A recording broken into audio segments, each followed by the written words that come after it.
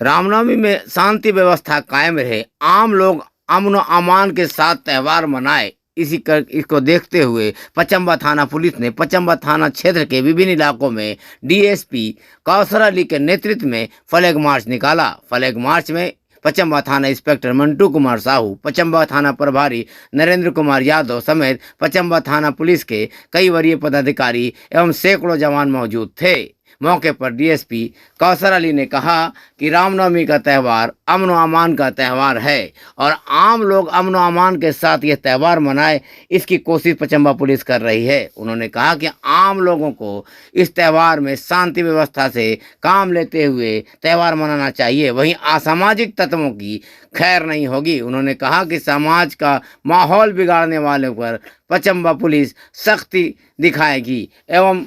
उनसे सख्ती से निपटेगी। उन्होंने कहा कि आम आवाम का यह त्यौहार खुशियां देने के लिए आती है और त्यौहार में लोगों को खुशियां मनाना चाहिए, लेकिन जो भी लोग या जो भी असामाजिक तत्व माहौल ख़राब करने की कोशिश करेंगे उसके साथ पुलिस सख्ती से पेश आएगी। उन्होंने कहा कि पचम्बा थाना क्षेत्र के चप्पे चप्पे में पुलिस के जवान मौजूद रहेंगे, वहीं सादे लिबास में भी बड़ी संख्या में पुलिस के जवान असामाजिक तत्वों पर नज़र रखेगी और कोई भी असामाजिक तत्व सर उठाने की कोशिश करेंगे तो उनके साथ पुलिस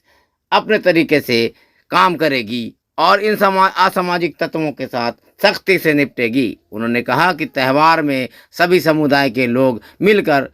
आपसी भाईचारा का सबूत दें ताकि पूरे देश में गिरिडीह और पचम्बा का नाम रोशन हो सके। उन्होंने कहा कि पुलिस आम लोगों के साथ हमेशा खड़ी रही है और आगे भी खड़ी रहेगी, लेकिन असामाजिक तत्वों की कहीं भी खैर नहीं होगी। वैसे तो पचम्बा थाना क्षेत्र के लोग काफ़ी शांति प्रिय हैं, जिसका सबूत अभी देखने को मिलेगा।